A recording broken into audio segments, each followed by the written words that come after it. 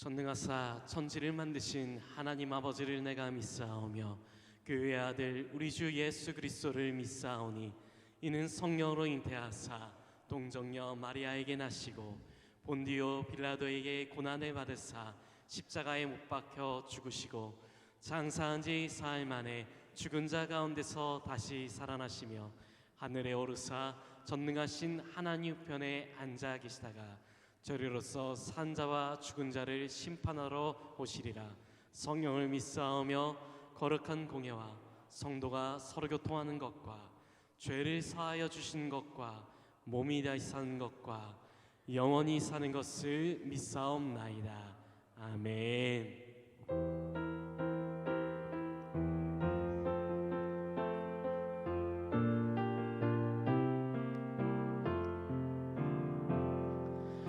알고 보명한 그 말씀 생명의 말씀을 귀한 그 말씀 진실로 생명의 말씀이 나의 길과 길 알기 아름답고 귀한 말씀 생명샘이로다. 아름답고 귀한 말씀 생명샘이로다. 귀한 주님의 말씀은 내 노래대로다. 모든 사람을 살리는 생명의 말씀을 값도 없이 받아 생명 길을 가니 아름답고 귀한 말씀 생명샘이로다. 아름답고 귀한 말씀 생명샘이로다. 널리 울리어 퍼지는 생명의 말씀을 마음의 용서와 평안을 골고루 주나니 다만 예수 말씀 듣고 보길 바래. 아름답고 귀한 말씀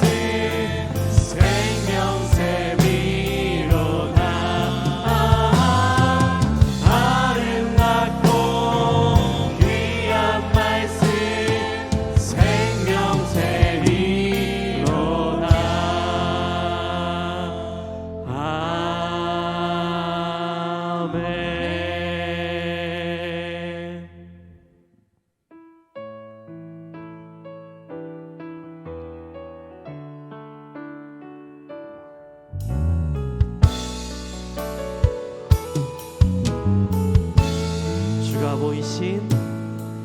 주가 보이신 생명의 길 나 주님과 함께 사간 마음을 드리며 주님 앞에 나가리.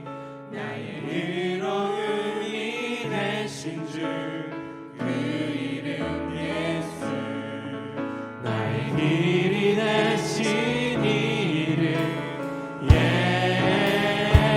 예수. 우리 함께 고백하기 원합니다. 나의 길 오직 그가 하시나니 나의 길 오직 그가 하시나니 나를 달려가신 그의 내가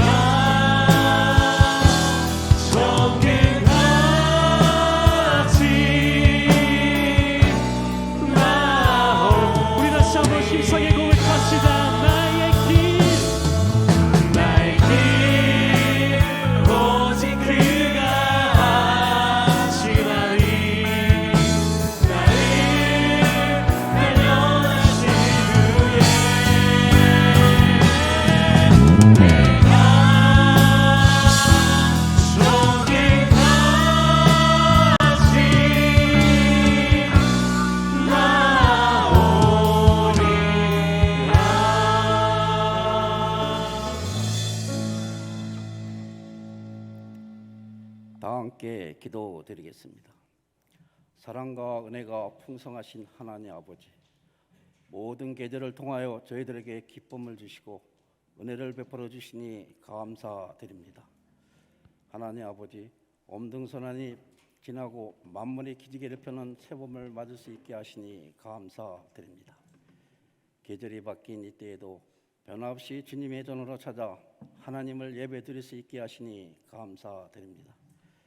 계절은 변할지라도 하나님을 향한 저희들의 믿음은 언제나 변하지 않게 하여 주시옵소서. 하나님 아버지, 이제 3월입니다. 겨울을 이겨낸 이름 없는 들풀들이 따뜻한 봄길을 맞이하며 조심스럽게 꽃마음을 터뜨리고 있습니다. 보잘것없는 들풀들도 주님의 창조하신 계절의 질서에 순종하는 것을 보면서 저희도 주님의 뜻을 따라 늘 순종하는 삶이 되어야 한다는 것을 다시 한번 깨닫게 하여 주시옵소서. 사랑의 주님, 저희들이 이 땅을 살아가는 동안 항상 주님께 순종한 삶이 될 수 있도록 이끌어 주시옵소서. 어디서든 저희가 있는 곳에서는 항상 주님을 향한 열매가 있게 하시고 순종으로 주님을 닮아갈 수 있는 삶이 되게 하여 주시옵소서. 저희 생각과 의지로는 할 수 없는 것들도 주님의 뜻이라면 기꺼이 순종할 수 있게 하시고, 고난이 임하고 시련이 닥친다 할지라도 그것이 주님의 기쁘시게 하는 것이라면 기꺼이 순종의 꼴을 충족시킬 수 있는 저희 삶이 되게 하여 주시옵소서. 사랑의 주님, 3월을 맞으면서 학생들이 새학년으로 올라갔습니다. 새로운 친구들과 잘 사귀고 열심히 공부할 수 있게 하시고 모든 학생들이 나라의 미래를 밝히는 학생들이 되게 하여 주시옵소서. 하나님 아버지, 사순절 기간입니다. 그 어느 때보다도 주님의 피 묻은 십자가를 기억하게 하시고 그 십자가의 사랑을 실천할 수 있는 기간이 되게 하여 주시옵소서. 하나님 아버지, 저에게 부흥성회가 3월 10일부터 2박 3일 동안 가지려고 기도하고 준비 중에 있습니다. 저에게 부흥성회를 통해 많은 성도님들이 하나님 전에 나와 하나님 말씀을 듣고 은혜받고 축복받는 부흥성회가 될 수 있도록 도와주시옵소서. 하나님 아버지, 저에게 사순절 전세대 특별 새벽기도를 가지려고 기도하고 준비 중에 있습니다. 사순절 전세대 특별 새벽기도에 많은 성도들이 나와 사순절 전세대 특별 새벽기도를 가질 수 있도록 도와주시옵소서. 오늘도 생명의 말씀을 증거하시기에 단위에 세우신 담임 목사님을 기억하게 하시고 말씀을 전하실 때 피곤치 않도록 성령의 능력으로 붙들어 주시옵소서. 이 모든 말씀 예수님으로 기도드립니다. 아멘. 하늘에 계신 우리 아버지여, 이름이 거룩히 여김을 받으시오며 나라가 임하옵시며 뜻이 하늘에서 이루어진 것 같이 땅에서도 이루어지이다. 오늘날 우리에게 일용할 양식을 주시옵고 우리가 우리에게 죄 지은 자를 사하여 준 것 같이 우리 죄를 사하여 주옵시고 우리를 시험에 들게 하지 마시옵고 다만 악에서 구하시옵소서. 나라와 권세와 영광이 아버지께 영원히 있사옵나이다. 아멘.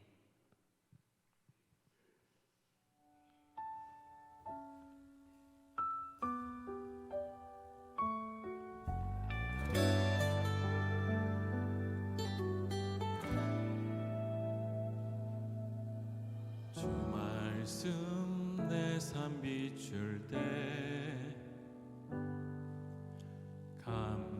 감사하게 하소서. 내게 주신 말씀 그 말씀을 따라 살아가게 하소서.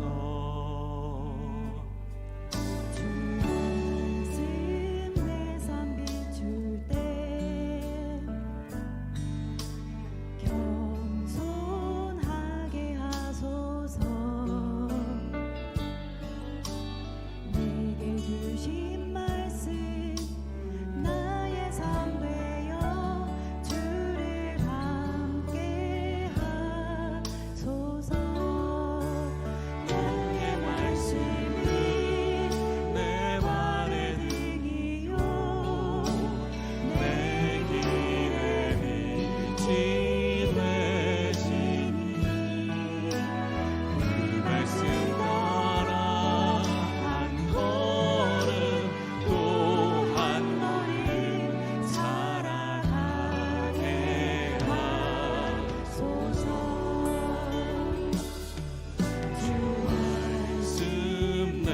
참 비출 때 예배하게 하소서. 나의 모든 삶 향기로운 제물 되어 예배하게 하소서. 주의 말씀은 내 발의 등이요 내 길의 빛이 되시니 그 말씀 따라 한 걸음 또 한 걸음 살아가게 하소서. 깨닫게 하소서. 나를 가르치소서. 주 말씀 떠나지 않게 하소서. 깨닫게 하소서. 나를 가르치소서. 주 말씀 떠나지 않게 하소서.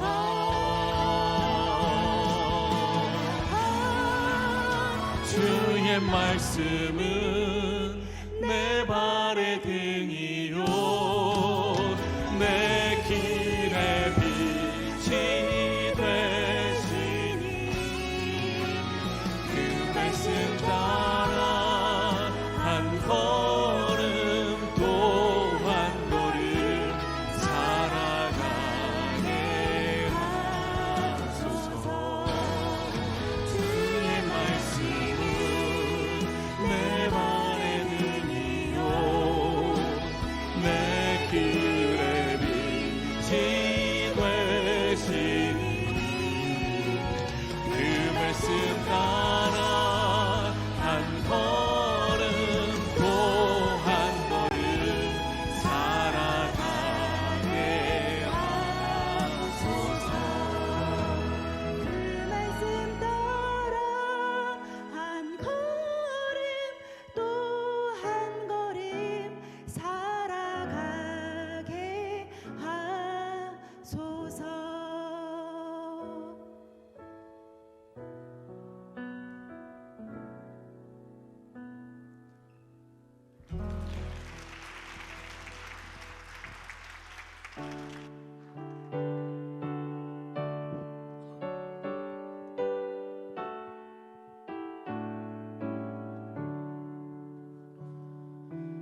내게 있는 모든 것을 주를 위해 드리네. 주의 성령 충만하게 내게 내려 주소서. 주께 드리네. 주께 드리네. 사랑하는 그 주 앞에 모두 드리네. 이 나라 이 민족을 여기까지 지켜주시고 오늘 이렇게 3.1절 기념주일을 맞이하여 주의 성도들을 자유가 있는, 감사가 있는, 은혜가 있는, 믿음이 있는 자리에 세워주셔서 하나님 앞에 마음껏 찬양하며 기도할 수 있도록 인도하시는 은혜를 진심으로 감사드립니다. 1919년 우리 민족은 어둠이었습니다. 암흑이었습니다. 자유가 없는 일제치하에서 신음하는 가난한 나라였습니다. 3.1운동이 일어났고 그 3.1운동의 주체는 우리 감리교였습니다. 민족대표 33인 중 16명이 감리교인이었고 서대문 형무소에서 순교한 유관순 열사가 감리교인이었고 이준 열사가 감리교인이었고 김구 선생님이 감리교인이었고 참으로 제합리교회 그 엄청난 핍박이 감리교인 것을 다시 한번 기억합니다. 너무나 어려운 이 황당한 세상 속에서 하나님은 이 민족을 끝까지 지켜주시고 도와주셔서 여기까지 오게 하셨습니다. 오늘도 살아계신 하나님, 오늘도 우리의 인생을 이끄시는 하나님, 우리를 축복하시는 하나님, 이 나라 이 민족을 자유민주주의로 만들어주신 그 놀라운 하나님의 능력이 시간을 드리고 예물을 드린 우리 모든 성도들에게도 그대로 임하도록 역사하여 주옵소서. 영혼이 잘됨같이 범사가 잘되게 하시옵소서. 눈물을 아시지요, 소원을 아시지요, 어떤 믿음을 담았는지, 어떤 헌신을 담았는지, 어떤 옥합을 깨뜨렸는지, 주님을 얼마나 사랑하는지, 얼마나 간절히 기도하는지 우리 주님은 잘 아실 줄로 믿사오니 영혼이 잘됨같이 범사가 잘 될 뿐만 아니라 심은 것 위에 30배, 60배, 100배의 결실을 거둘 수 있도록 인도하여 주옵소서.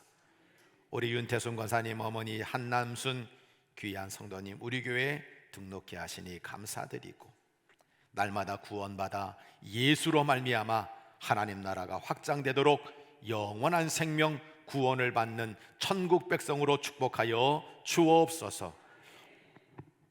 예수 그리스도의 이름으로 감사기도 드립니다.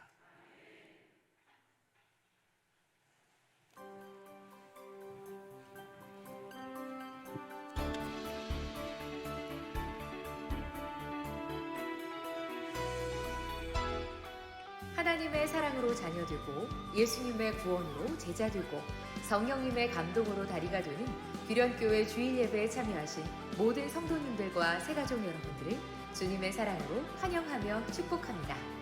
3월 첫 번째 주 규련의 소식을 전해드립니다. 첫 번째 소식입니다. 오늘 2부 예배 후 로덴에서 점심 식사가 준비되어 있습니다.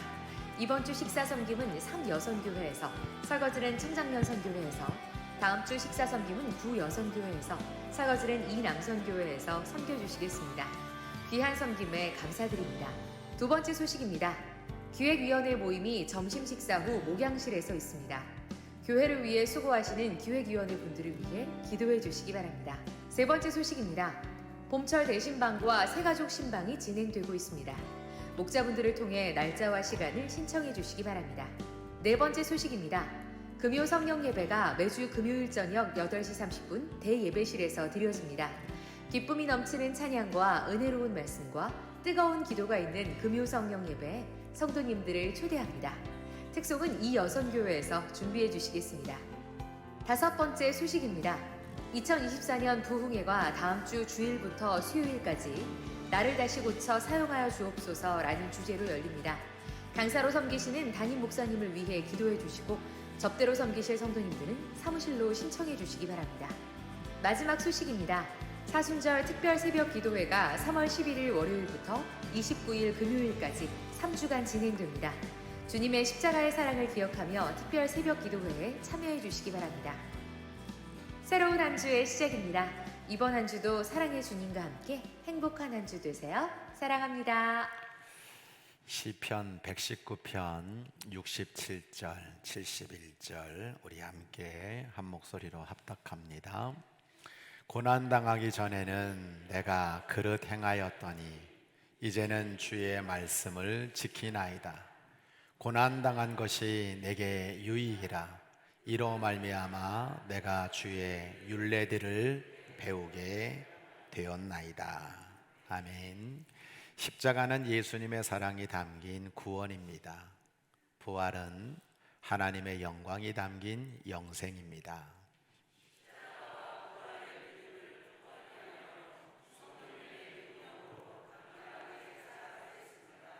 아멘. 우리 윤태순 권사님 친정어머니이신 우리 한남순 우리 성도님이신데 초신자세요.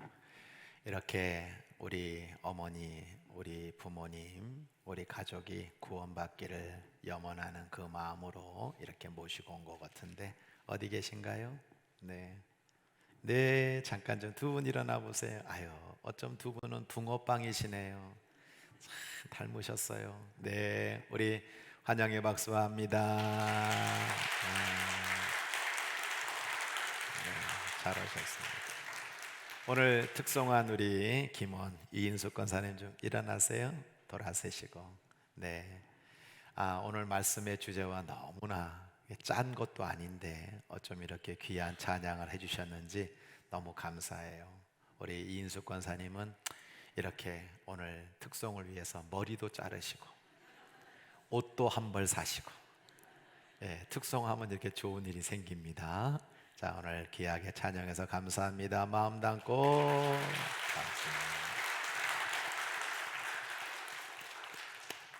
자, 옆에 분들 바라보면서 엄지손가락 이렇게 내미시고, 이렇게 추운 날씨에도 또 연휴 기간 중에도 주예전에서 예배하는 성도들이 얼마나 귀합니까? 자, 손 내미시고. 참 잘 오셨습니다. 네, 최고십니다.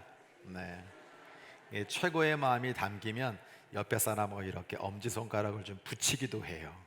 그 마음이 진짜 최고라고 생각하는 사람은 이렇게 붙이기도 하는데 한번 좀 붙여보시고, 자, 응원과 사랑과 격려와 칭찬을 담고 옆에 분 바라보면서 격려합니다. 함께 걸어갑시다. 우리 잘해봅시다. 박수 한번 하도록 하겠습니다.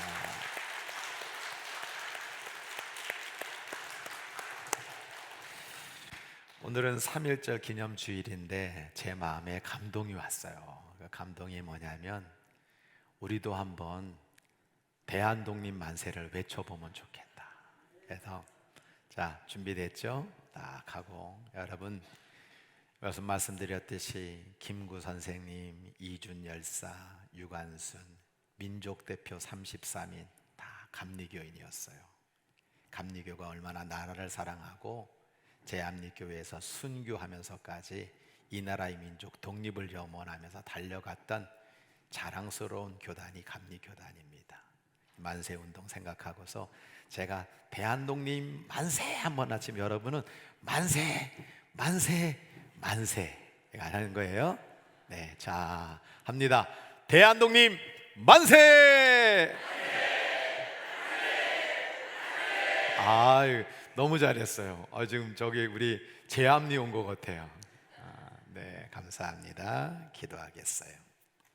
하나님 아버지, 오늘도 날씨는 차고 이렇게 연휴 기간에 있지만은 저희들의 발걸음을 예배의 자리로 또 말씀의 자리로 인도해 주시니 진심으로 감사드립니다.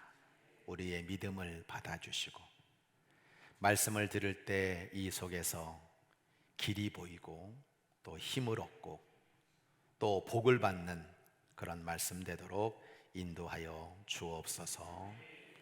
항상 이 수백 명의 사람들 앞에 서는 것은 너무나도 두렵고 떨리는 일입니다. 저를 성령의 도구로, 말씀의 도구로, 믿음의 도구로, 응답의 도구로, 영광의 도구로, 축복의 도구로만 사용하여 주시고, 오늘 처음 나왔던 오늘 오랜 세월 믿음 생활을 하고 있던 하나님이 우리에게 위에서 내려주시는 그 음성이 나를 살게 만들고 하나님을 보게 만들고 하나님의 뜻을 따라 승리하는 인생 되도록 역사하여 주옵소서. 이 나라의 민족을 지켜주시기를 간절히 빌고 원하오며 우리 구주 예수님의 이름으로 감사 기도드립니다. 아멘. 오늘은 철로역정 두 번째 시간으로 하나님의 말씀과 함께 가는 고난은 축복입니다 라는 제목으로 말씀을 증거하려고 합니다. 오늘 현장 예배에 참석한 성도들뿐만 아니라 온라인으로 예배하고 있는 모든 성도들에게 주의 평강과 은혜가 차고 넘치시기를 주의 이름으로 축복합니다. 지난주 철로역정 시리즈 설교를 시작하면서 본향을 향하는 영성이라는 말씀으로 출발을 했습니다. 우리는 예수님을 믿고 따라가는 순례자로서 또 날마다 구원의 영성, 성화의 영성, 그리고 완주의 영성을 가지고 살아가는 크리스찬이 되어야 된다라고 하는 거죠. 하나님의 자녀로서 예수님을 왕으로 모시고 성령님의 이끄심을 따라 본향을 향하여 달려가고 있는 저와 여러분이 이번 철로역정 말씀을 통해서 여러분의 인생의 걸음걸음마다 끝까지 완주하는 주의 백성들 되시기를 주의 이름으로 간절히 축원합니다. 오늘은 두 번째 시간입니다. 철로 역정. 이것은 말 그대로 고난의 행군입니다. 그러나 하나님의 뜻과 말씀이 있는 축복의 행군입니다. 제가 항상 인생의 좌우명으로 생각하는 게 신명기 8장 2절로 3절이에요. 하나님께 말씀하시는 거예요. 왜 너에게 이 40년 동안 광야길을 걷게 하신지 알고 있니? 왜 내가 너를 이 고난으로 이끌고 있는 거 알고 있니? 이걸 기억해라. 내가 40년 동안 이렇게 광야에서 고난당하고 힘든 일을 당하는 이유는 너를 낮추시고 너를 시험해서 내 마음이 어떠한지 알고 싶은 거다. 내가 정말 하나님의 명령을 지키는지 안 지키는지 알게 하려고 내가 너에게 고난을, 너를 낮추시고 너를 줄이게 하시고 또 너도 알지 못하면 내 조상도 알지 못하는 만나를 너에게 먹이신 것은 사람이 떡으로만 사는 것이 아니라 하나님 입에서 나오는 모든 말씀으로 사는 줄을 너로 알게 하려고 내가 너에게 고난을 주는 거야. 하나님은 고난의 여정, 광야 학교를 통해서 우리를 낮추세요. 그래서 순례자임을 자각하게 만드시는 거죠. 훈련시키고 연단시켜서 하나님의 명령에 순종하도록 만드시는 거예요. 결정적인 거. 나는 떡으로만 사는 인생이 아니라 하나님의 말씀으로 사는 영적 하나님의 백성이야 라고 하는 것을 깨닫게 하시는 겁니다. 그리고 가나안 땅에 들어가게 하시는 거예요. 그러므로 이 철로 역정 고난의 행군은 하나님의 말씀으로 고난을 이겨내면서 우리가 하나님의 사람이 되고 크리스찬의 정체성을 분명히 세우는 축복이 된다는 사실을 우리는 기억하라는 겁니다. 말씀의 이해입니다. 고난은 원망과 불평으로 끝나서는 안 돼요. 고난은 하나님의 말씀으로 마무리돼야 합니다. 내가 고난을 지금 당하고 있어요. 내가 어려움 속에 있어요. 이게 원망과 불평으로 말미암아 내 인생의 삶 자체가 주눅이 들고 자기를 비하하고 남을 정죄하는 것으로 끝나는 건 고난을 주는 의미를 제대로 모르는 거예요. 고난은 하나님의 말씀으로 완성돼야 되는 거예요. 우리가 읽은 시편 119편 107절로 110절을 보면 이렇게 말해요. 하나님, 내 고난이 매우 심합니다. 그런데 주의 말씀대로 나를 살아나게 하소서. 하나님, 내 생명이 지금 항상 위기에 있습니다. 그렇지만 나는 주의 법을 잊지 않고 있습니다. 악인이 나를 해하려고 올무를 놓았습니다. 그러나 나는 주의 법들을 절대 떠나지 아니하였습니다 라고 그렇게 고백하고 있잖아요. 이 시편 119편은 존 버년이 가장 좋아하는 성경이었습니다. 성경에서 가장 긴 절인 176절로 되어 있는데 이 119편의 별칭은 위대한 시편이라고 불리어집니다. 아름다운 문학적 형식뿐만이 아니라 감사, 기도, 고백, 찬양, 탄식, 지혜 등 기쁨 등 이 모든 인생의 희노애락이 담겨져 있는 것이 시편 119편이에요. 특별히 말씀과 삶이 어떻게 연결되는지를 보여주기 때문에 그 가치가 매우 뛰어난 겁니다. 이 시편 119편은 성도들이 광야와 같은 세상에서 고난을 겪게 되는데 말씀으로 어떻게 힘을 얻고 말씀으로 고난을 어떻게 극복하고 고난이 말씀 때문에 어떻게 축복이 되는지를 우리에게 일깨워주는 실제적인 말씀이라고 할 수 있는 거예요. 그래도 존 버녀는 순례길을 걷는 순례자들에게는 반드시 고난이 따라오게 되는데 하나님의 말씀을 붙잡고 가면 이 고난은 도리어 유익이 되고 축복이 된다는 사실을 우리에게 말씀하고 있는 겁니다. 말씀의 적용입니다. 말씀이 은혜예요. 말씀으로 믿음이 자라는 것입니다. 말씀으로 변화가 되는 겁니다. 오늘 시편 119편 143절 144절 환난과 우환이 내게 미쳤지만 주의 계명은 나의 즐거움입니다. 주님의 말씀은 영원히 의로우시니 나로 하여금 깨닫게 하사 살게 하소서라고 그렇게 기도하고 있는 것이죠. 여러분, 제가 지금까지 뭘 했겠습니까? 30년 동안 열심히 목회하면서 말씀을 전했을 뿐입니다.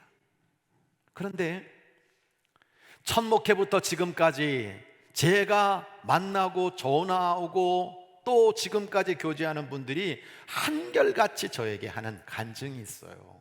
목사님, 말씀이 너무 좋았습니다. 놀러 갔다 온 것보다 말씀 때문에 행복했습니다. 말씀이 은혜였습니다. 말씀 때문에 제 믿음이 자란 것 같아요. 말씀으로 제가 달라졌습니다. 여러분, 이게 말씀의 능력입니다. 우리가 이 짧은 한 시간 하나님 전에 올라와서 예배를 드리고 있지만 이게 뭐 별거 아닌 것 같잖아요.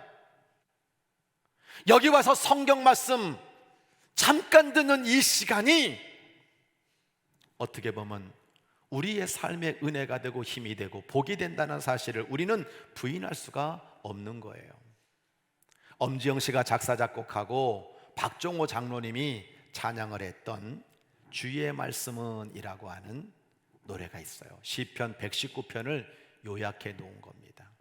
가사가 이래요.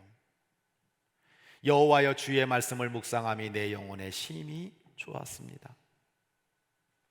하나님을 경외하는 것이 생명보다 나았습니다.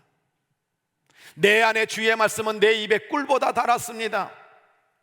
하나님을 경외하는 내 마음 생명보다 더 귀하나이다. 주의 말씀은 내게 힘이라. 주의 말씀은 내게 지혜라. 주의 말씀은 내게 평강이라. 주의 말씀은 내게 생명이라. 주의 말씀은 내게 기쁨이라. 주의 말씀은 내게 안식입니다. 여러분, 말씀이 힘이 되고 기쁨이 되고 행복이 되고 평안이 되고 안식이 되고 구원이 되는 이 은혜를 누리며 살아가시기를 주의 이름으로 간절히 축원합니다. 오늘 시편 119편 우리가 읽은 본문 67절을 같이 한번 읽어볼까요? 시작. 고난당하기 전에는 내가 그릇 행하였더니 이제는 주의 말씀을 지키나이다. 여러분, 고난이라고 하는 건요, 나라와 민족과 인생을 거룩하게 만들어주는 거예요. 세계사에 고난으로 얼룩진 두 민족을 꼽으라면 이스라엘과 대한민국을 꼽을 수 있어요. 한 나라 더 하라면 폴란드 정도 더 넣을 수 있을 겁니다. 그들은 수천 년 동안 유리하면서 히틀러에 의해서 600만 명이 학살되는 말도 안 되는 고난을 겪었어요. 근데 그들은 언제나 고난을 기억하라, 이 홀로코스트를 만들어서 지금도 살아가고 있죠. 우리 대한민국은 크고 작은 전쟁을 900회나 겪으면서 7년마다 한 번씩 전쟁을 치루었던 나라입니다. 오늘 3.1절 일제 36년 그 암흑의 시대를 지나왔던 것이 대한민국이에요. 세계사에 기록되어 있는 이 6.25 전쟁으로 인하여서 극한적인 고난을 겪은 민족이 바로 우리나라입니다. 기독교 사상가 함석헌 선생님은 뜻으로 본 한국 역사에서 한국 전쟁을 이렇게 말하고 있어요. 이제 이 금수강산이 세계의 공공묘지가 되었다. 이 나라는 인류의 재단, 유엔의 재단, 민족연합의 재단이 되었다. 아브라함이 그 아들을 잡아 제사를 드렸고 그 아들로 민족의 조상들이 나왔듯이 이제 이 인류는 그 아들을 잡아 드렸고 새 시대, 새 나라, 새 인종을 얻기 위한 제사를 드렸다. 그는 우리 민족사를 순환의 역사라고 말하고 있고요, 우리 민족을 순환의 여왕이라고 그렇게 부르고 있습니다. 극한 좌우 대립에 남북이 분단된 이 모습, 5.18 광주 사태, IMF 등 수많은 고난을 겪었지만 이분이 이야기하는 핵심은 뭐냐면 이 고난은 우리 민족을 새롭게, 이 고난은 우리 민족을 깨끗하게 만드는 길이 되었다라고 말하고 있는 겁니다. 저 역시 이 부분에 대해서 분명히 공감해요. 제가 스마트폰에 쓴 게 이거예요. 고난의 눈물은 인생의 죄를 씻어준다. 고난의 눈물을 흘리는 사람은 정결한 인생의 가치를 안다. 고난을 겪은 민족의 자양분은 깨끗하고 새로운 싹을 틔워 미래를 열어간다. 고난을 겪어야 정결해진다. 고난을 겪어야 그 인생이 새롭게 변화된다. 말씀의 이해입니다. 고난은 나를 거룩함으로 이끌어가는 거예요.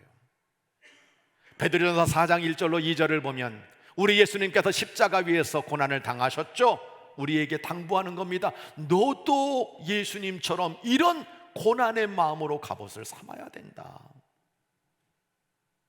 육체의 고난을 받는 자는 죄가 그쳐진다.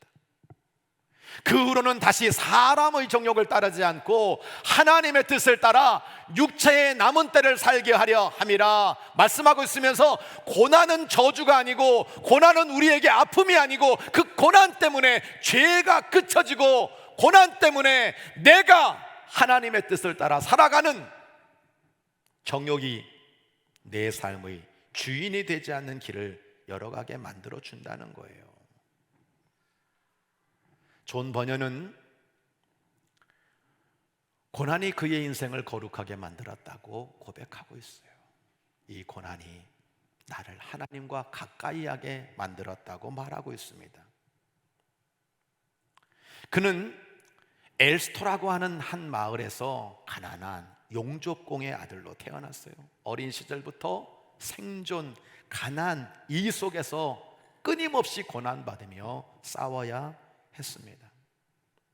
교육을 제대로 받지 못해서 가까스로 초등교육만 받은 사람입니다. 16살 때 어머니가 돌아가셨습니다. 그리고 나라에 전쟁이 일어나가지고 2년 반 동안 전쟁에 참여하면서 이 전쟁의 참성이 얼마나 힘들고 어려운 상황인지를 그는 깨달으면서 조금씩 하나님과 가까워졌다고 고백하고 있습니다. 21살에 결혼을 하면서 그의 아내가 자신에게 전해준 아더 텐트의 천국을 향한 평신도의 길, 루이스 베일리의 경건의 실천이라는 2권의 책을 읽으면서 하나님의 말씀이 나를 이끌기 시작했다. 내 청소년기의 그 고난과 말씀이 삶에 연결되어지면서 그 자신이 거룩해지게 되었노라고 고백하고 있는 겁니다. 미국 사람들이 제일 존경하는 에이브러함 링컨 있지 않습니까? 이 사람도 어린 시절 너무나 힘든 시간을 보내게 돼요. 그런데 이 사람은 성경의 사람입니다. 내 삶의 고난과 하나님의 말씀이 딱 연결되어지게 될 때 그 인생은 가장 멋진 삶을 사는 대통령으로 인식되고 있는 거죠. 저에게 고난이 없었다면 제가 이 자리에 서 있었을까요? 아니요. 저 여기 안 서 있었을 겁니다. 아마 돈 벌고 술 먹고 별짓 다 하면서 세상 사람 살았을 거예요. 네, 하나님이 그 아픔의 고난 속에서 말씀을 깨닫게 하셔가지고 저를 여기 세워놓으신 거거든요. 그래서 고난은요, 보약이에요. 고난은 성장입니다. 고난은 유익입니다. 고난은 축복입니다. 말씀의 적용입니다. 고난이 아니고는 나를 바꿀 길이 없어요. 이번 부흥의 주제가 하나님, 나를 다시 고쳐 사용하여 주옵소서, 이겁니다. 히브리서 12장 7절로 11절 세 번역 말하고 있는 거죠. 아니, 아버지가 징계하지 않는 자녀가 어디 있습니까? 만약에 징계를 받지 않는 자녀가 있다면 그 사람은 사생아지 참자녀가 아닙니다. 하나님은 우리를 자신의 거룩함에 참여하게 하시려고 우리에게 유익을 주시기 위해서 고난을 주시고 우리를 징계하시는 분이라고 말하고 있는 거예요. 그런 징계와 고난이 그 당시에는, 내가 고난을 당하는 그 순간에는 즐거움이 아니라 괴로움처럼 여겨지고 도저히 이기지 못하는 짐처럼 여겨지지만, 나중에는 이 고난으로 훈련받은 사람은 정의의 평화로운 열매를 맺게 된다고 분명히 말씀하고 있어요. 여러분, 여러분들에게 잘 되는 길을 자꾸만 제시하고 먹을 것 많이 주고 여러분들이 평안해지면 하나님을 사랑할까요? 제가 정의 내리는 건요, 조금 잘 나가고 조금 돈 잘 벌고 조금 평안하면요 교만해지더라고요. 믿음이 더 떨어져요. 어떤 분이 탄식하듯이 저에게 이런 얘기를 합니다. 목사님, 사람 참 안 변하는 것 같습니다. 저도 공감합니다. 사람 참 안 변해요. 근데 하나님께서 그 사람에게 예기치 않은 고난을 주세요. 그럼 고쳐지더라고요. 하나님으로부터 고난이 없고 징계가 없으면 사생자다, 친아들 아니다 라고 말씀하고 있지 않습니까? 그래서 고난은 유익입니다. 그리고 특히 말씀으로 내가 고쳐지는 인생이 되는 건 축복이에요. 하나님은 고난을 통해서 그 영혼을 고치십니다. 예수님을 보세요. 십자가에서 고난을 당하셨습니다. 그 고난은 고난이 아니라 사랑의 완성이고 구원의 완성인 겁니다. 사정이 있어서 부흥 강사님을 못 모시고 제가 자체 부흥회를 하게 되었습니다. 기도하는 것 한 가지예요. 우리 교우들 가운데에 하나님, 나를 다시 고쳐 사용하여 주옵소서, 나를 다시 고쳐 사용하는 은혜를 주옵소서, 이 한 구절만 우리 교우들에게 분명히 세워진다면 부흥회 잘한 거예요. 오늘도 우리가 겪고 있는 수많은 고난들, 문제들, 아픔들 속에서 하나님의 말씀을 붙잡고 이 고난이 유익이 되고 고난이 축복이 되는 넉넉한 은혜를 누리며 살아가게 되시기를 주의 이름으로 간절히 축원합니다. 71절 같이 읽겠습니다. 시작. 고난 당한 것이 내게 유익이라. 이로 말미암아 내가 주의 율례들을 배우게 되었나이다. 여러분, 고난은 나를 깨끗하게 하고 나를 거룩하게 만드는 것뿐만 아니라 하나님의 말씀을 배우는 유익이 있다고 우리에게 말씀해 주고 있습니다. 한국 전쟁이 끝난 다음에 우리 민족은 전쟁에 패였죠. 보릿고개를 겪게 됩니다. 많은 사람들이 너무 힘들었어요. 그때를 살아오신 분들이 다 너무너무 힘든 시기였죠. 지금 대한민국이 이렇게 사는 거 정말 행복하게 된 거라고 이구동성으로 이야기하고 있습니다. 그런데 우리 민족에게 놀라운 일이 있었어요. 이런 육체적인 배고픔보다 영적인 굶주림을 느낀 이 민족의 사람들이 하나님의 말씀을 듣기 위해 교회로 올라왔다는 거예요. 월요일부터 금요일까지 부흥회를 하고 정말 새벽부터 밤늦게까지 사경회를 하고 여름 성령학게 되면 교회가 미어터질 정도로 수많은 사람들이 몰려들어서 여러분 하나님의 말씀을 배웠다는 거예요. 결국은 다른 게 없어요. 말씀의 바람이 휘몰아치게 될 때 한국교회와 성도들의 영적 질적 성장 부흥이 일어났다라고 하는 겁니다. 밖에 나가면 저 계양산 꼭대기가 여러분 있습니다. 우리 규련교회가 예전에 부평지방에 속해 있었을 때 여름에 산상성회를 열면 어디서 했느냐? 저 계양산 꼭대기에서 사람들이 전부 밥해 먹으면서 일주일 동안 거기서 집회를 한 게 바로 우리 부평지방의 역사고 우리 교회 역사입니다. 그래서 제가 결단을 했어요. 이번 2024년 부흥회는 계양산 꼭대기에서 하는 걸로.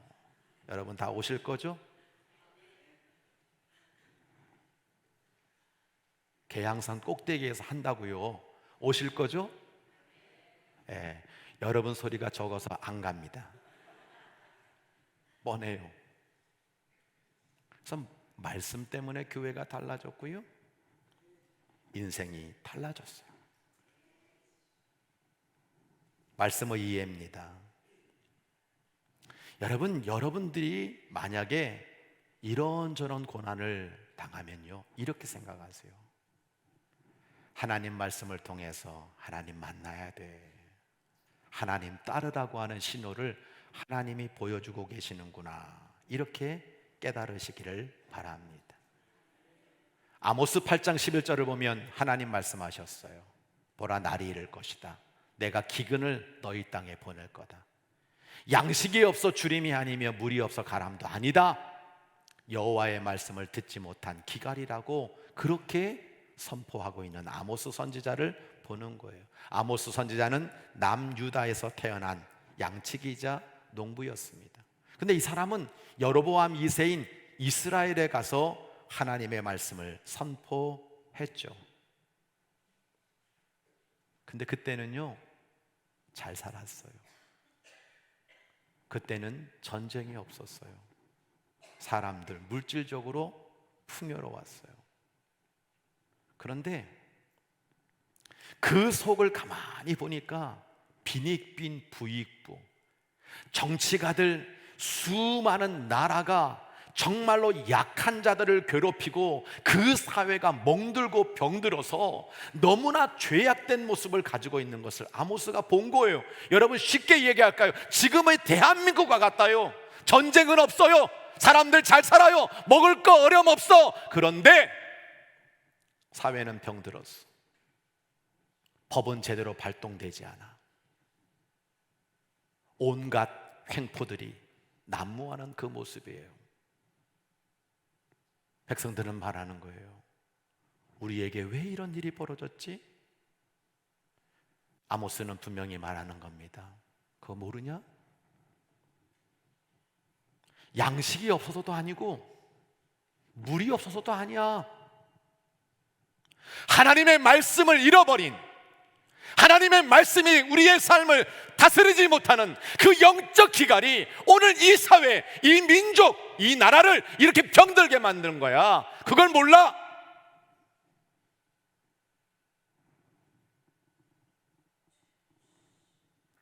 그래서 가뭄과 기근과 전염병이 없는 게 평안이 아니라 영적으로 심령이 무너져버린 죄악된 사회를 고치는 것은 하나님의 말씀밖에 없다는 걸 그는 선포하는 겁니다. 여러분 이렇게 얘기하는 거예요.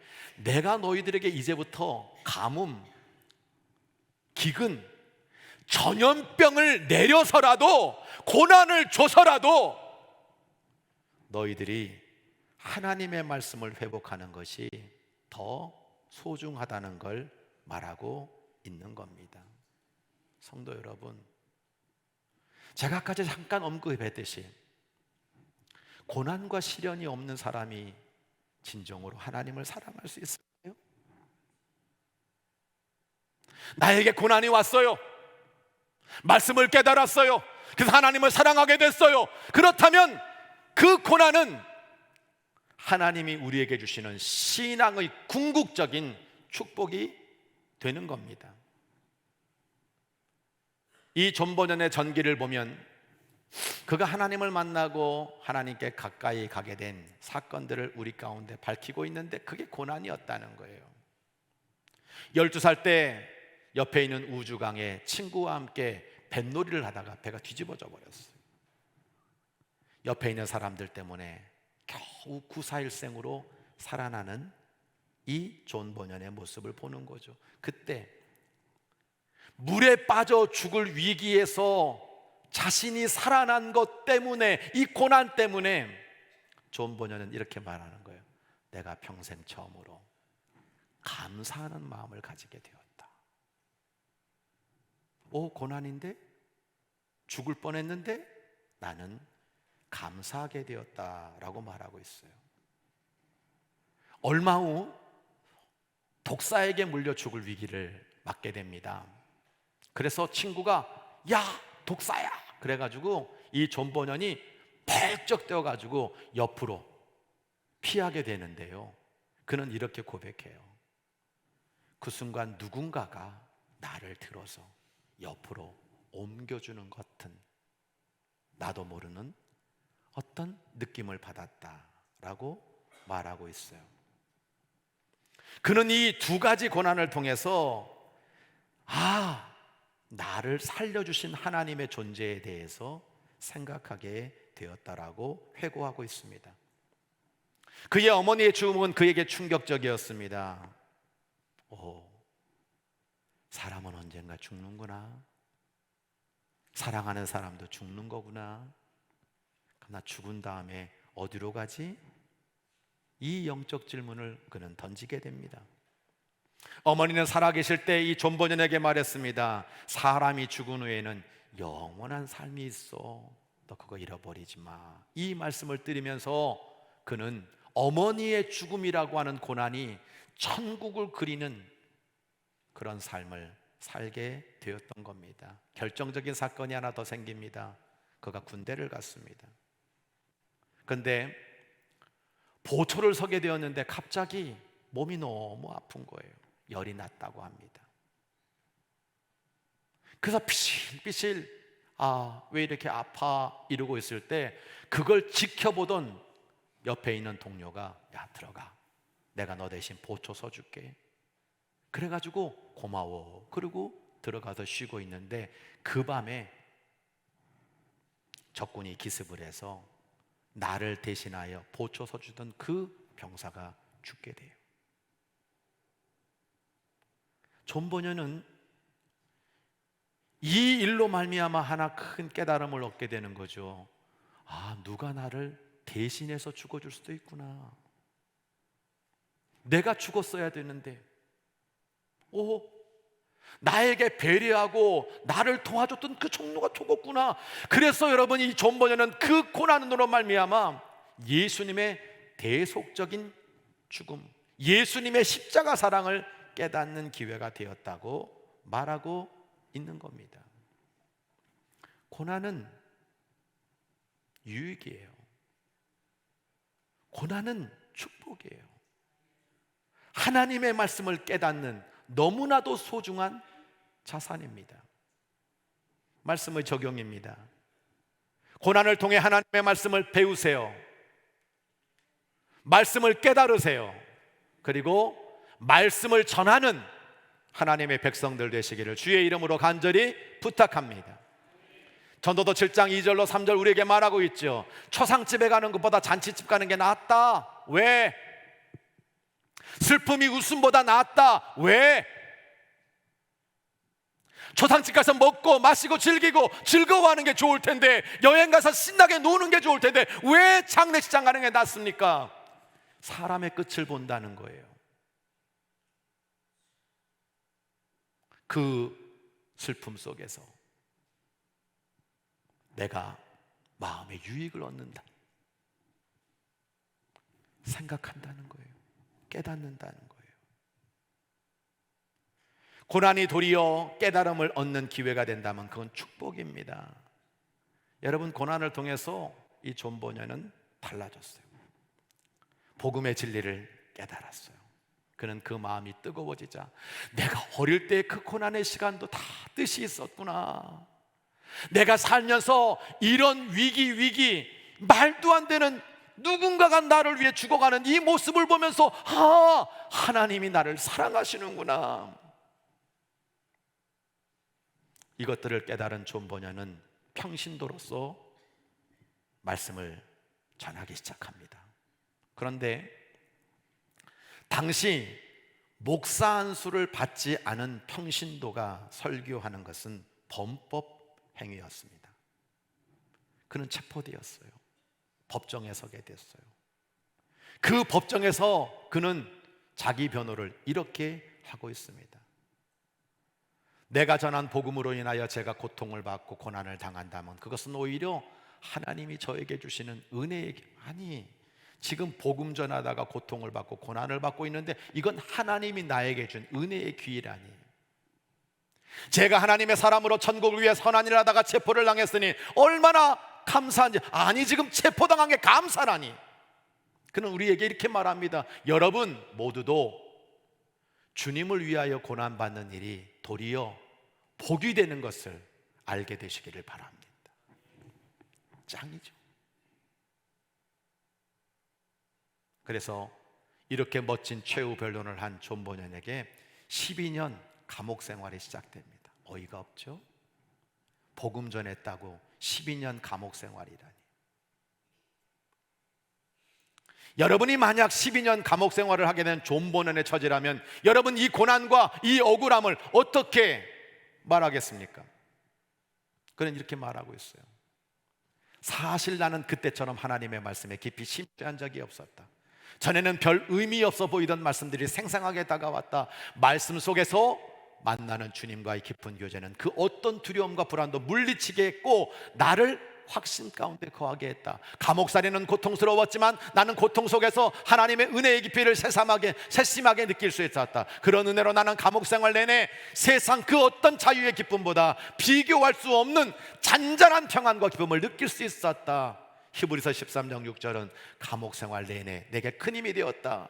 그러므로 우리가 담대히 말하되 주는 나를 돕는 이시니 내가 무서워하지 아니하겠노라. 사람이 내게 어찌하리요. 12년 전과자가 무슨 감사를 하고 이것이 은혜라고 생각하며 하나님의 살아계심을 세심하게 느끼게 되었다고 말하는 게 여러분 이해가 됩니까? 근데 존 보년은 자신에게 다가온 그 고난을 통해서 말씀을 배우고 말씀을 깨닫고 말씀을 전하고 이 고난과 말씀이 자신의 삶과 연결됨으로 말미암아 누구도 감히 뭐라고 할 수 없는 너무나 멋진 크리스찬이 된 것을 우리는 보게 되는 거예요. 로버트 프나우링은 이렇게 철로 역정을 쓰면서 변화된 그의 모습을 보면서 이렇게 이야기합니다. 한낱 용접공에 지나지 않았던 사람이 이런 놀라운 필력을 가지고 있는 게 상상이 안 간다. 이것은 하나님이 좋은 번역을 통해서 말씀하신 것이라고 밖에 볼 수 없다. 그는 12년 감옥 생활 동안 성경을 읽었습니다. 그 감옥 속에서 순교자 열전을 읽으면서 하나님의 말씀을 더 깊이 있게 고난이 도리어 율례를 배우는 기회가 되었고 말씀의 뜻을 깨닫는 기회가 되었고 이것이 도리어 철로 역정을 쓰게 되는 결정적인 이유가 됐다는 사실을 우리에게 일깨워주고 있는 거예요. 성도 여러분, 여러분에게 고난은 무엇입니까? 원망하고 불평할 일? 나를 이렇게 만든 놈 가만히 두지 않을 거야? 정죄하는 거? 그래서 내 자신이 더 하나님 앞에 비참한 모습이 되고 무너진 모습이 되고 망가진 모습으로 사는 것이 여러분 그 고난이 우리에게 주는 결과입니까? No.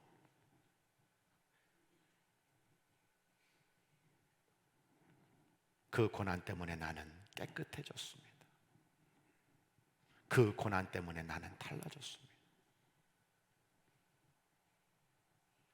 자꾸만 뭐가 좋아지고 많이 생기고 내가 평안하고, 여러분 그럴 때 가만히 한번 생각해 보는 거예요. 내 어려웠을 때, 정말 못 먹었을 때, 내가 힘들었을 때, 너 왜 광야 40년 길 걷게 하시냐니? 너를 낮추셨어. 너를 추리게 하셨어. 내 마음이 어떠한지 알고 싶은 거야. 내가 정말 하나님의 명령을 지키는지 알고 싶은 거야. 여러분, 어떤 사람이 성공을 했습니다. 그런데 옛날에 그 고난이, 내가 그때 힘들고 어려웠던 이 고난을 다 이기고 내가 이 자리에 왔다면 그 사람의 성공은 내 일생에 너무나 큰 유익이 되는 거예요. 말씀을 깨닫게 하고 하나님을 가까이 하게 되고 내가 말씀을 전하는 사람이 되고, 그것이 유익이 되고 축복이 되는 길을 걸으라고 철로역정은 우리에게 말씀하고 있는 것입니다. 여러분에게 그런 은혜가 넘치게 되기를 주의 이름으로 간절히 부탁합니다. 우리 민족의 고난은 고난으로 끝난 게 아니에요. 결국 그 고난의 순교의 비위에 대한민국이 여기까지 온 겁니다. 교회를 향한, 주님의 나라를 향한, 영혼 구원을 향한, 하나님 교회를 위해서 수고하고 애쓰는 그 모든 고난과 그 아픔들은 우리에게 가장 좋은 축복이 되어 영광 가운데 우리에게 임하게 된다는 사실을 기억하고, 오늘 설교 제목, 하나님의 말씀이 고난과 함께 가면 그것은 우리에게 축복이 됩니다. 찬양하겠습니다.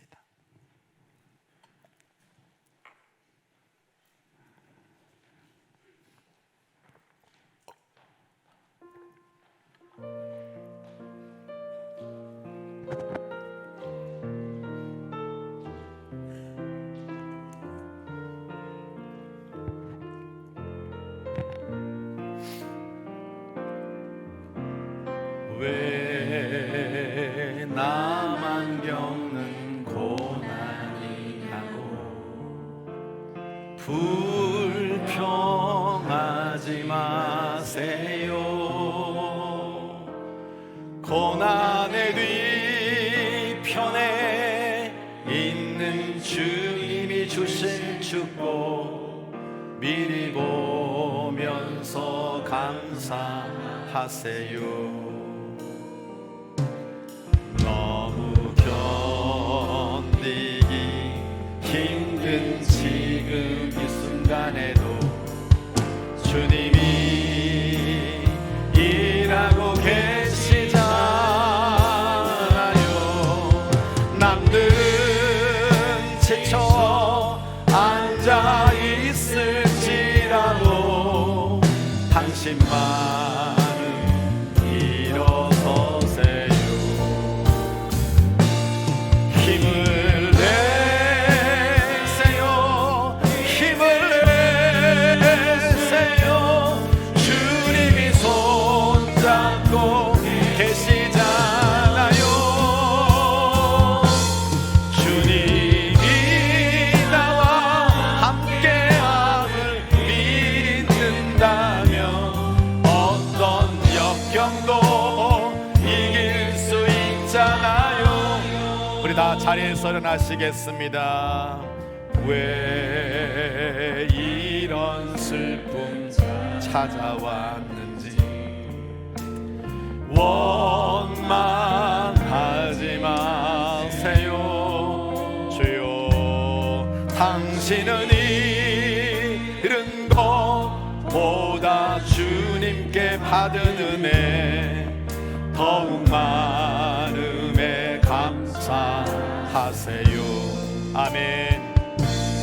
너무 견디기 힘든 지금 이 순간에도 주님이 일하고 계시잖아요.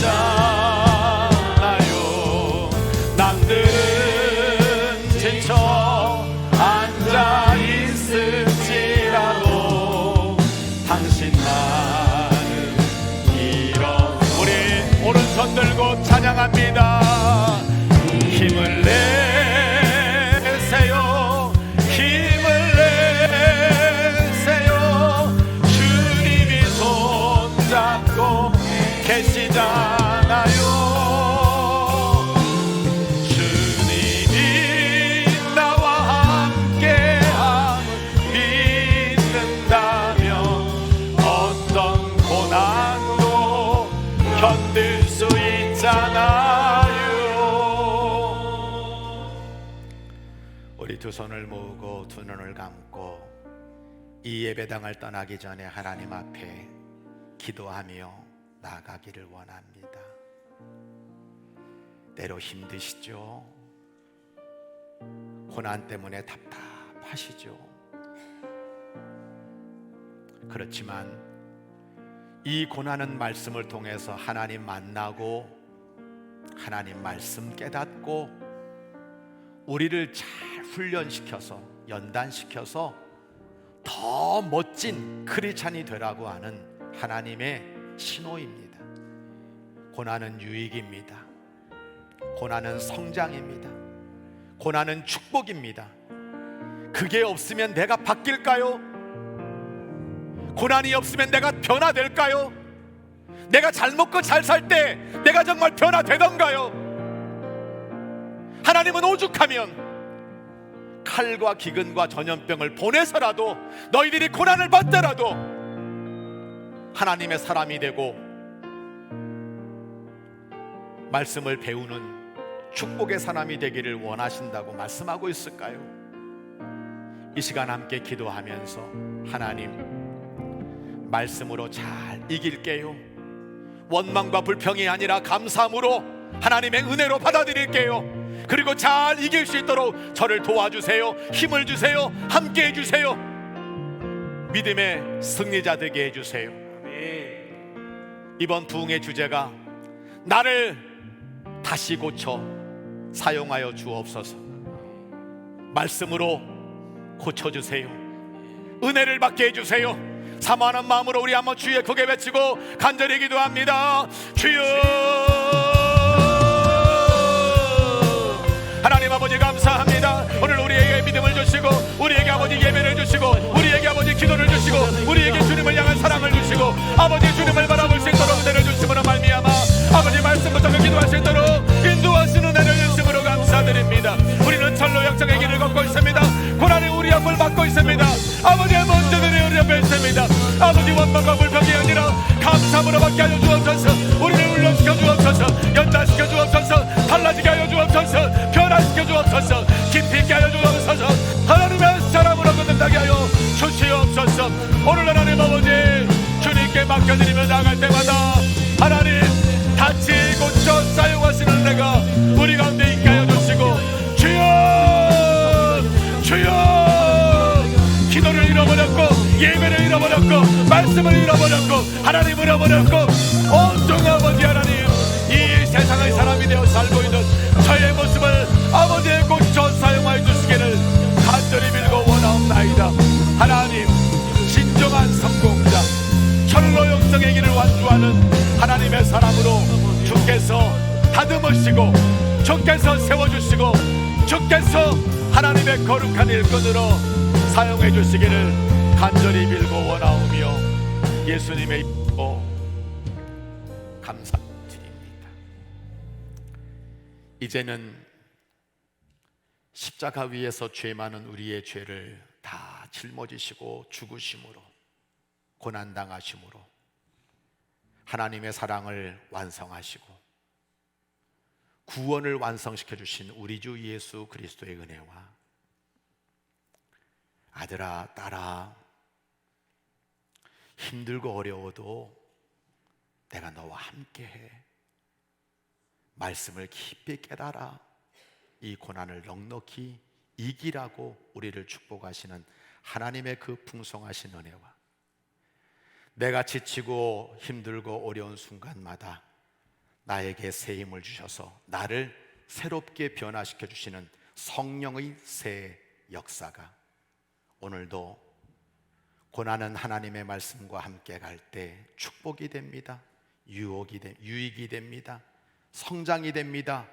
귀한 말씀 붙잡고 말씀 따라 이 순례의 길을 끝까지 완주하기를 원하는 이 사랑하는 성도들의 가정과 일터와 자녀와 모든 미래 위에 그 구원 위에 이제로부터 영원까지 함께 하옵시기를 임마누엘로 축복하여 주옵시기를 간절히 축원하옵나이다.